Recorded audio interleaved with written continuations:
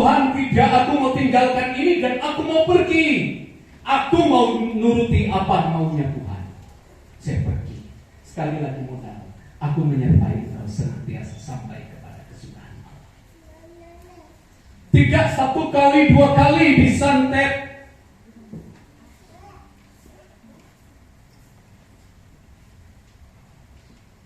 Nyaris mati. Tetapi firman Allah itu akan terus memberikan kekuatan. Karena firman itu telah dikumandangkan.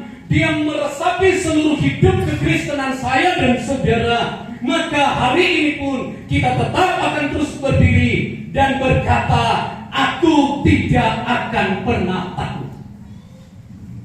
Persoalan, badai, masalah, gelombang hidup menekan hidup kita. Tetapi ketika kita tetap percaya kepada Tuhan, janjinya ya dan amin. Aku menyertai engkau senantiasa. Sadarkah kita bahwa terkadang persoalan yang Tuhan izinkan, yang Allah izinkan melanda pribadi, rumah tangga, pekerjaan, usaha, apapun itu juga terkadang menjadi sarananya Tuhan memproses hidup kita untuk menjadi yang terbaik.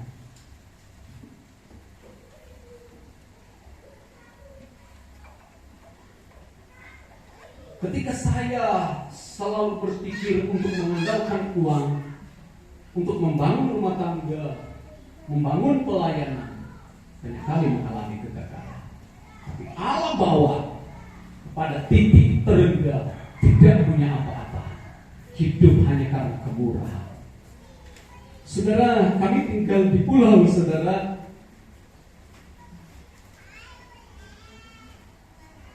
Itu sangat menakutkan. Sayur belinya di Malaysia, tengkulak yang bawa ke Selat Panjang yang kami dulu. Kalau enggak didatangkan dari Sibolga ke Selat Panjang memakan waktu 4 hari. Kalau Malaysia cuma memakan waktu 2 atau 3 jam.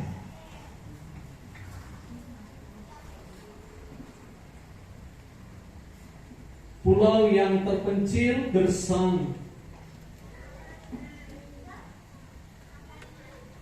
Untuk membangun sesuatu dari batu, dari beton, kami ambilnya materialnya di Tanjung Balai, memakan waktu 16 jam. Tetapi apakah itu akan menggetarkan perjalanan iman dan perjalanan pelayanan? Tidak, sebab kami percaya bahwa Allah yang telah menyertai kami. Ini adalah sebuah proses di mana Allah membawa saya dan saudara menjadi yang terbaik. Bagian yang kedua,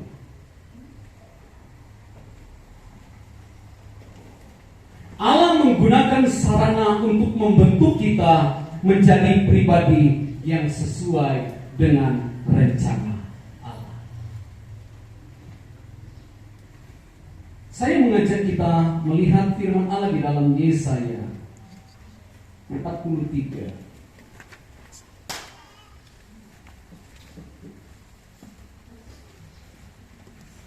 Ayat 1 sampai ayatnya yang ke-7.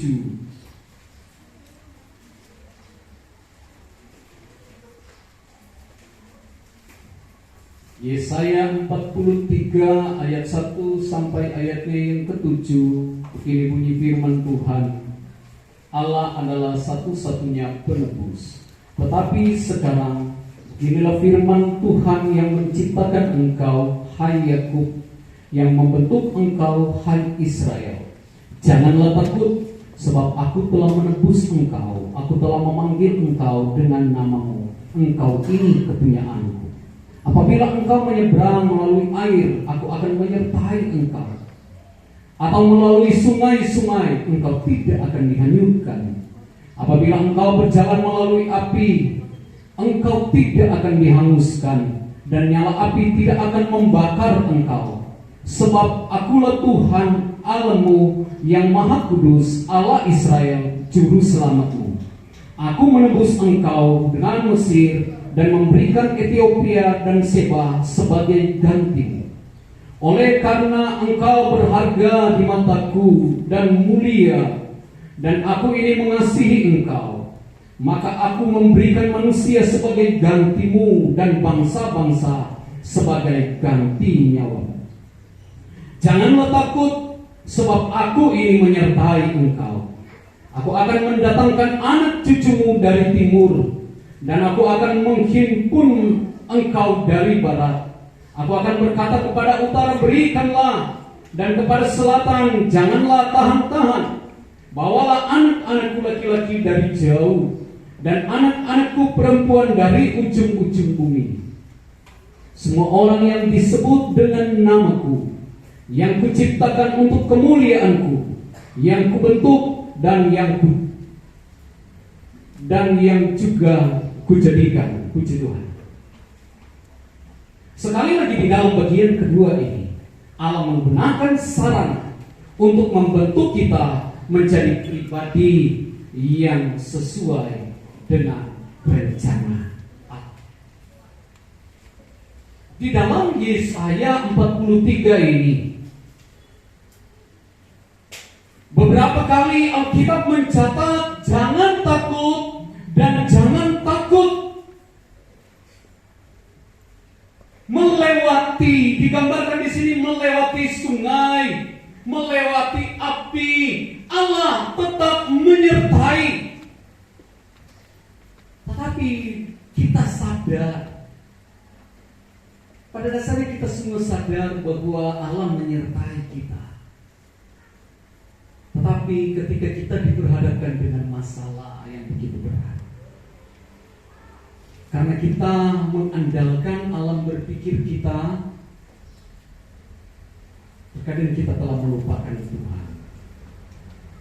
Kita coba berusaha membangun seluruh potensi yang ada di dalam diri kita, mengeluarkan seluruh potensi yang ada di dalam diri kita untuk menyelesaikan masalah, tanpa kita sadar ada Allah yang selalu dan senantiasa melingkupi kita, yang menyertai kita, yang akan memberikan jalan keluar yang begitu luar biasa.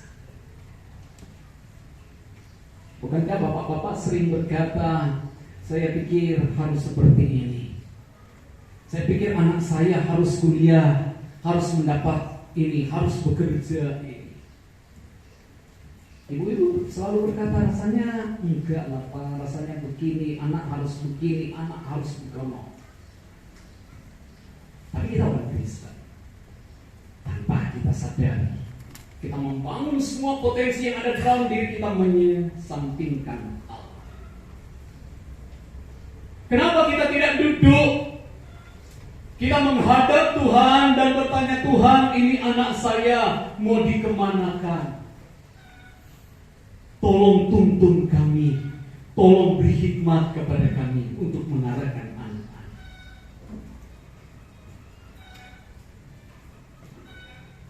Saudara, sekalipun saya di tempat yang sangat terpencil, beberapa kali saya diundang oleh kepolisian tingkat Polres untuk ikut menyelesaikan setiap persoalan dan problema di dalam masyarakat dalam kasus-kasus tertentu.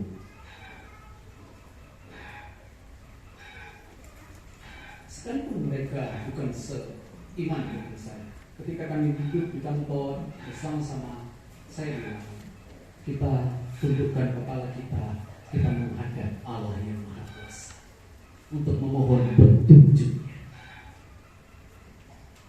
Sebab sehebat apapun kita, dengan potensi yang kita miliki, tetapi tanpa Tuhan, tidak akan pernah maksimal.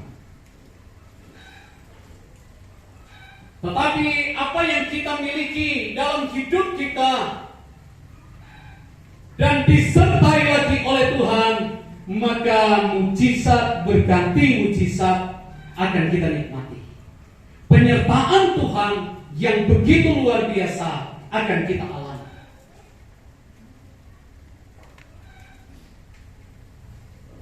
Ini tidak salah Yesus hati murid-muridnya.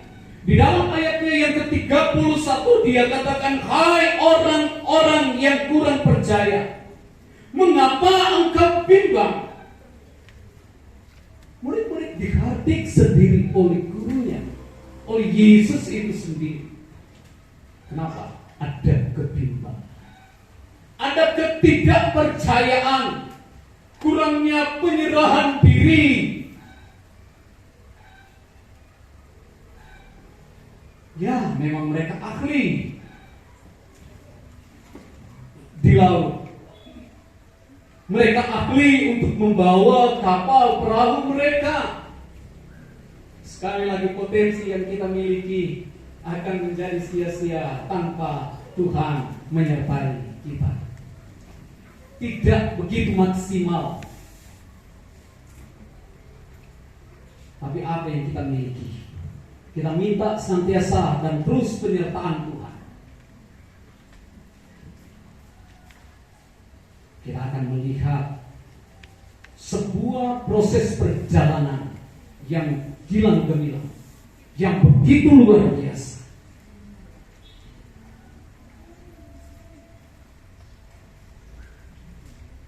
Satu tahun setengah yang lalu saya alami lumpuh total. Saya mengalami kerusakan tulang belakang yang begitu parah.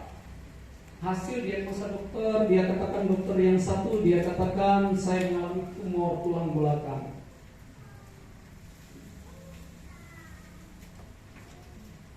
Apakah itu akan menggetarkan saya secara pribadi? Iya.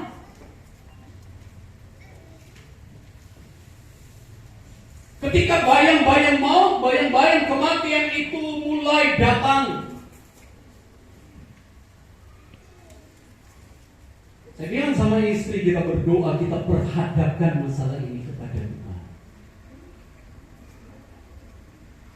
Dokter vonis seperti ini, saya berkata di dalam hati, Tuhan, kepadamu lah aku percaya, dan bukan kepada kata dokter-dokter belaka, hanya kepada Tuhan aku percaya. Proses demi proses, saudara, dan akhirnya saya menjalani sebuah operasi di sebuah rumah sakit, dan kami mengadakan perjanjian. Dokter katakan kalau saya gagal, saya akan terbangkan kamu ke Kuala Lumpur. Saya bilang oke, siap. Dokter tanya, Pak Pendeta, apa yang ingin kamu sampaikan? Saya bilang ada hal yang ingin saya sampaikan.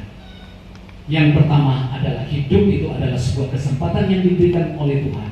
Dan yang kedua, kamu harus percaya kepada Tuhan yang akan menyertai potensimu untuk menyelesaikan persoalan hidupku dan hidup orang lain. Berjalan proses, dan akhirnya seorang ahli spine tulang belakang dia operasi saya, dan dia katakan begini, sepanjang 35 tahun saya menggeluti dunia kedokteran, baru satu pasien yang berani sampaikan firman Tuhan ke saya. Bukan hanya sampaikan firman Tuhan, saya suruh dia berlutut dan saya yang doakan dia.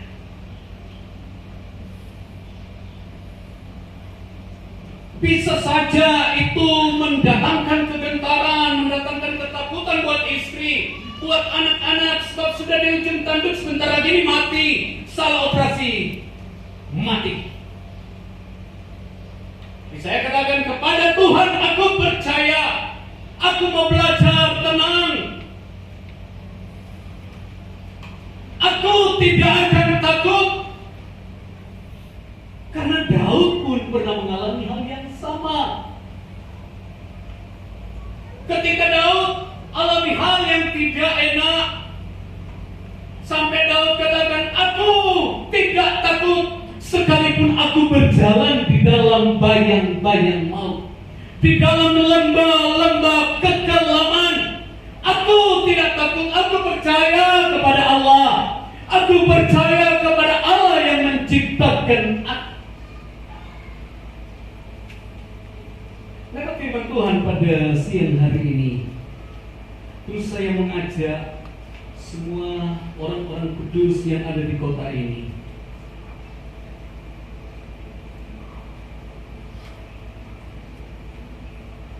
untuk terus menguatkan diri kita, menguatkan iman, menguatkan pengharapan kita bahwa sesungguhnya kita disertai oleh Tuhan.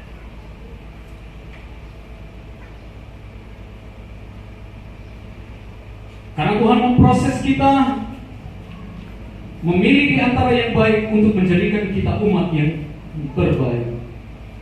Dan Allah menggunakan setiap sarana untuk membentuk kita.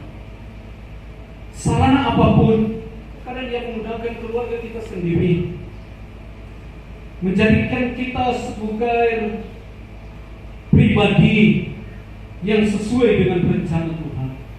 Allah menggunakan sarana pekerjaan, usaha kita untuk menjadikan kita sebagai pribadi yang sesuai dengan kehendak Tuhan. Tetapi disitulah kita harus belajar untuk tenang, ikut Tuhan, mengikuti setiap proses, mengikuti setiap rancangannya, dan Allah akan terus membawa kita kepada kemenangan, datang kepada kemenangan. Sebagai ayat yang terakhir buat kita semua, saya akan bacakan di dalam 2 Tawarik 15 ayatnya yang ke-7. Ayat terakhir siang hari ini dalam pemberitaan firman Allah. 2 Tawarik pasalnya yang ke-15 ayatnya yang ke-7. Tetapi kamu ini, kuatkanlah hatimu, jangan lemah semangatmu, karena ada upah bagi usaha. Sekali lagi dia katakan, tetapi kamu ini, kuatkanlah hatimu, jangan lemah semangatmu, karena ada upah bagi usaha. Dalam perjalanan iman, perjalanan rohani kita, dalam kita mengarungi batra rumah tangga, menjalani setiap tugas, pekerjaan, tanggung jawab kita, bila Tuhan menyertai kita, kita tidak akan takut. Jika Tuhan yang terus membimbing dan menuntun kita, kita tidak perlu takut. Sebab ada tangan Tuhan yang memegang kita, ada tangan Tuhan yang terus akan menuntun kita. Kita tundukkan kepala di hadapan Tuhan.